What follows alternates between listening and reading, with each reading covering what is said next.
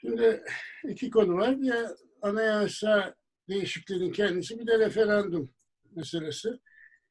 Aslında referandum dediğimiz şey burada hiç lafı çevirmeye gerek yok. Tiyatrodan ibaret. Başka bir şey değil. E, Yani burada Putin Rusyası'ndaki seçimlerin de referandumların da gerçek demokrasi manasında herhangi bir geçerliliği yok. Burada olan bitenlere Belçika seçimleri ya da Norveç referandumu gibi bakma lüksüne sahip değiliz. Burada bakacağımız ölçü Türkmenistan seçimleri yahut Suriye referandumu gibi ölçülerle ancak bakılırsa anlaşılabilir. Buradaki %76 çıkmasında hiçbir manası yok. %76 çıkacağı herhalde çoktan önceden belirlenmiş bir şeydi. İsterse %200 de çıkabilirdi. Öyle ülkelerde çıktığına rast geliyoruz zaten. Ya niye %99 hani Suriye usulü çıkmadı derse yani biraz daha böyle amiyane tabirle Avrupalı takılmak düşüncesi olabilir. Daha medeni görüntü vermek için. Yoksa seçimlerin aynı Putin'in kendi seçimlerinde olduğu gibi herhangi bir demokratik geçerliliği hiçbir şekilde yok. Pek çok güya referandum olan yerlerden hepimiz biliyoruz ki çok duyuyoruz bu gibi olaylar. Adam sandığa gidiyor, siz çoktan vermişsiniz deniyor sülalenizle beraber. Aynen bunlar çok olan şeyler. Ölüler, diriler zahmet etmesine gerek kalmadan oy veriyorlar. Şimdi bu referandumda internet üzerinden de oy veriliyor. Şimdi Rusya internet hackerlığının, internet sahtekarlığının dünyadaki zirvesi Everest'ini teşkil eden bir ülkede ve bütün bunların da en önemlisi halk bazında değil, tamamen devlet bazında yapıldığı bir ülkede Amerikan seçimlerine bile internet yoluyla ulaşabilmiş olan bir ülkede bu gibi neticeleri ciddiye almak gerçekten mümkün değil. Seçime %65 katılım olmuş, %76, 77 oy verilmiş. Bundan hiçbir önemi yok. Kaç istenirse o verilebilirdi. Bir kere o bakımdan bunu geçmek lazım. Niye böyle bir referanduma gerek duyuldu? Tamamen görüntüde halk desteği var intibanı verebilmeye matuf bir şey. Özellikle bu Çin virüsü sürecinde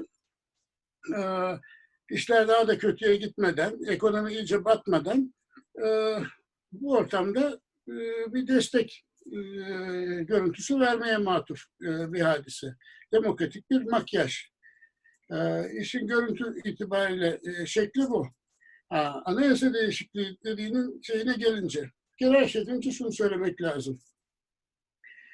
Anayasa ya da yasa, kanun kağıt üstüne yazılandan önce nasıl uygulandığına aittir. Daha bu hukukun en eski maddelerinden birisi bu.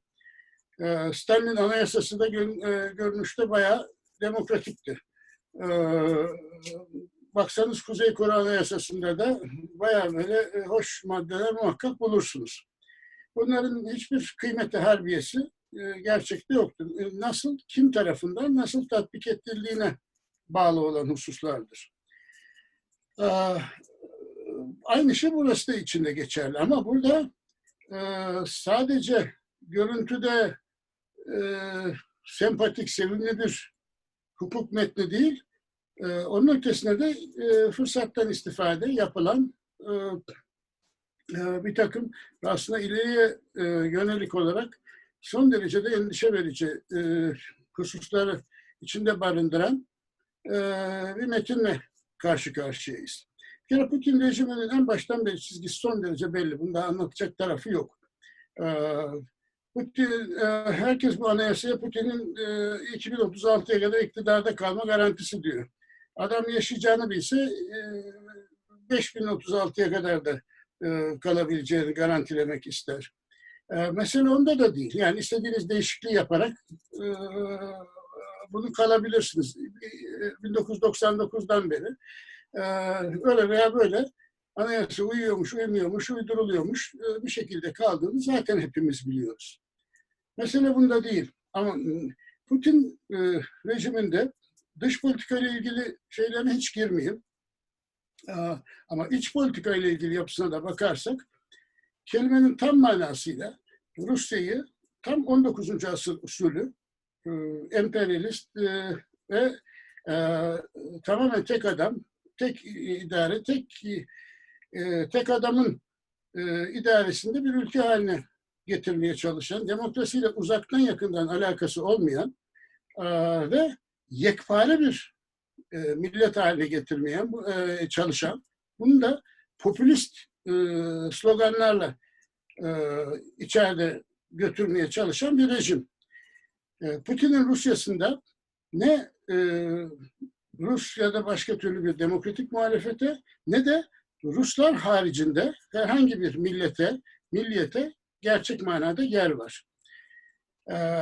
Bu anayasadaki değişikliklerde en önemli ve en endişe verici hususlarda bence bu noktalarda. Özellikle demokrasi ve Rus olmayan halklar hakkında onların başına gelebilecek işler hususunda endişe taşıyan noktalar var. Rusya'da, Putin Rusya'sında böyle bir rejimde tamamen KGB, FSB kafasıyla yönetilen bir diktatörlükte gayri Rus milletlere asimile olmak ya da açıkçası sadece etnografik, folklorik unsur olmak dışında hiçbir yer yoktur.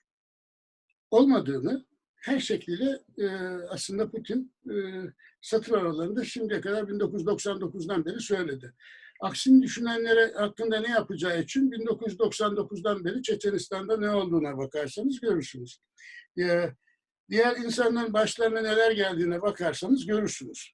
Dış politikada Çarlardan beri bile, yani Stalin devrinden beri uygulanmayan emperyalist yayılmacı politikayı uygulamasından görürsünüz. Şimdi tek tek bakalım. Deniyor ki Rus kanunları her türlü milletler arası hukuk belgesinin üzerinde olacaktır. Mealen söylüyorum. Bunun şu manası var. Bu modern dünya ile Rusya'nın hiçbir alakası olmayacak. 19. asır, 17. asır usulü işi götürecekler hukuki manada.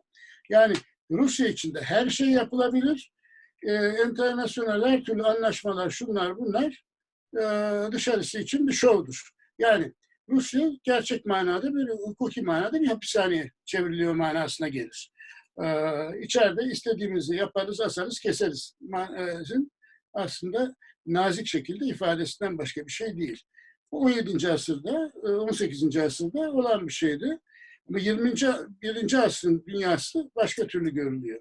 Maalesef Batı'da pek çok insan işin bu vahim yönleriyle değil de işte homoseksüel evliliği vardı yoktu. Bunları öne çıkararak yapıyor. Halbuki aslında bizzat o bile ideolojik olarak daha da muhafazakarlaştıran Rusya'ya açıkçası bir taviz olarak verilen şeylerden birisi.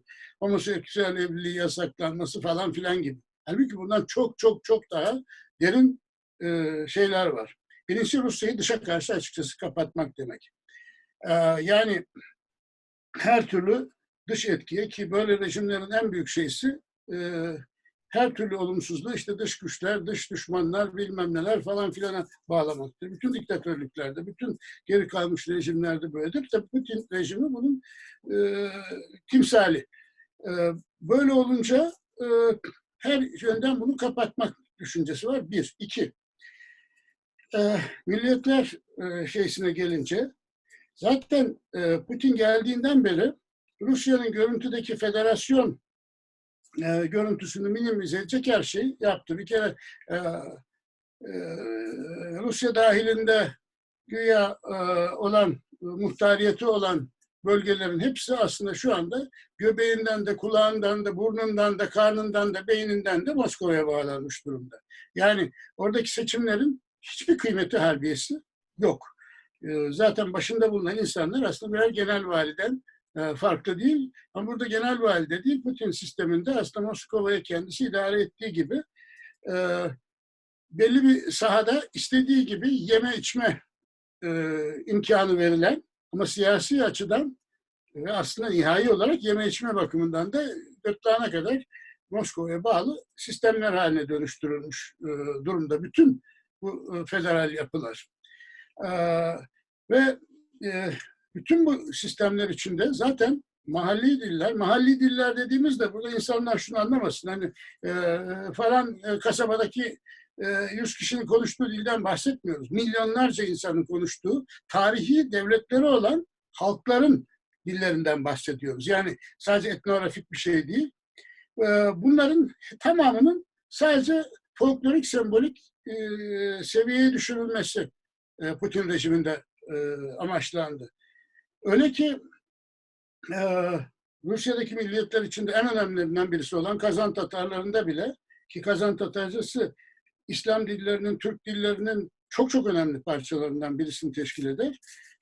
Bu sembolik hale getirildi. Buralarda mektepler, eğitim bu dillerde adeta yok seviyesine getirildi. Yani tek kelimeyle söyleyecek olursam Putin'in müsaade ettiği Rus olmayan milletler varlığı şundan ibaret. Oralara gittiğiniz zaman oralarda bir folklorik festival olabilir, halk oyunları grupları olabilir, göstermelik birkaç tane şiir kitabı çıkabilir, hadi soranlar için. Göstermelik bir iki egzotik cami ya da bilmem ne şeysi olabilir. Tamam, kontrol altında olmak kaydıyla tabii ki. Ama onun dışında her şey Rus olur. Rus diliyle, Rus ruhuyla ve daha doğrusu Moskova'nın empoze ettiği şekilde. Onun dışında yani ne bir milliyete ne bir dine cevaz olmayacağı kesindir. Buradaki bahsedilen şey Rusçanın kurucu dil olarak ilan edilip üstünlüğünün gösterilmesi aslında zaten var olan Putin politikasının devamı. Aslında buna bile ihtiyaç yoktu. Zaten yapıyorlardı ama şimdi bunu da kullanarak bu Rusça olmayan dillerin tamamen baskılanması, örtülenmesi, tamamen sembolik hale getirilmesinin bir diğer tezahürü olarak düşünmek mümkün. Kırım'ın işgali meselesine gelince zaten Kırım'ın işgalinin hukuka şuna buna uyan en ufak bir tarafı yok.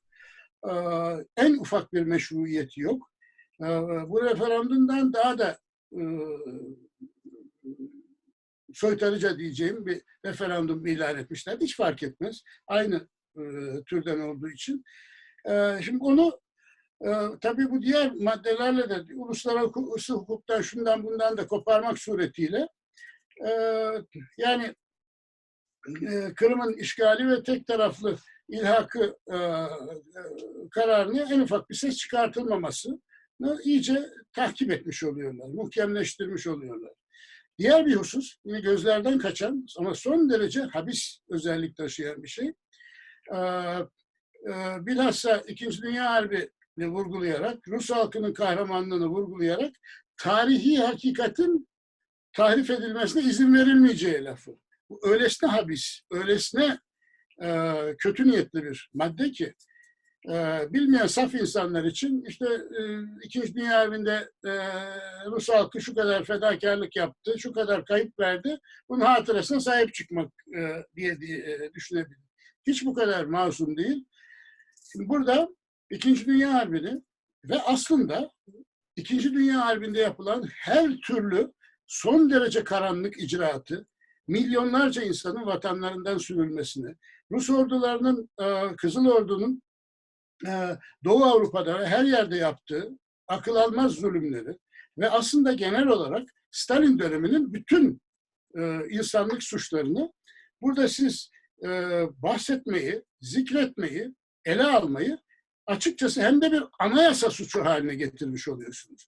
Böyle bir anayasa hiçbir medeni ülkede tarihi hakikat çarptıramazsınız falan filan diye bir şey olmaz. Tarihi hakikat ne demek burada? İlahi bir metin falan mı var? Hazreti Musa'nın 10 emirleri ya da peygamberlerin vahiyleri, mukaddes kitapları mı var?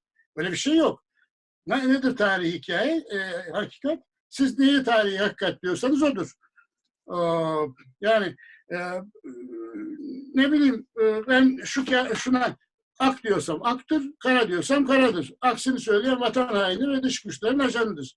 Onun hak ettiği şey de ona göredir. Şimdi bu İkinci Dünya Harbi, tekrar ediyorum, aynı Sovyet tarihindeki en karanlık, en çirkin, en rezilane işlerin de olduğu bir zamandır. Bütün bunları yani yarın bir gün siz Çeçenlerin, Kırım Tatarlarının, Azka Türklerinin, Volga Almanlarının sürgününden bahsetseniz, o son derece vahşi işlerden, bu İkinci Dünya Harbi'nin hatırasını siz şeylik yapmış olacaksınız. Ve başınız belaya girecek. Rusya'da başınız belaya girdiğinde gerçekten belaya girecek demektir. Bu Norveç'tekine benzemez. Yahut her yönden belaya girer başınız. Sadece kanunla başınız belaya girmez. Kanunsuz her şeyle de başınız belaya girer. Yahut Rus ordusunun basıp gidip Avrupa'nın yarısını işgal etmesini, dünya kadar adamı öldürmesine ve oraları köleleştirmesine siz ele alacak olursanız bunu maddeye çarpacaksınız. Hem de anayasa maddesine. Herhangi bir ceza kanunu maddesi bile değil. Bu gibi maddelerle aslında Rus tarihinde ve Rus gerçeğinde, daha da korkuncu bugününde hem Stalin'i hem de Çarlığın her türlü baskıcı politikasını ihya etmek ve onların üzerine esaslanmak, kendi tek adamlığını bunları örnek alarak ve bunlara bakarak, referans vererek meşrulaştırmak isteyen Putin için beklenen normal bir çizgidir bu yapılan değişiklikler. Bunların medeni dünyayla da, demokrasiyle de hiçbir alakası yoktur. Hala alt bir yönde böyle şeyler var, başka değişiklikler. Yani her türlü mahalli hakimlerin, şunların bunların hukukun tamamen Putin'in insafında kalması gibi zaten öyleydi. Değişen bir şey yoktu. Ya bunlar daha hukuki yeni elbiselere büründürülüyor. Bundan ibaret. Yani son olarak söyleyeceğim şey Putin rejiminin bence dünyadaki en şu anda insanlığın başındaki en büyük belalardan biri olan Putin rejiminin ama her şeyden önce de Rusya halkı ve orada yaşayan insanlar için bela olan Putin rejiminin kendi meşruiyeti için yaptığı bir takım yeni düzenlemelerden ibarettir.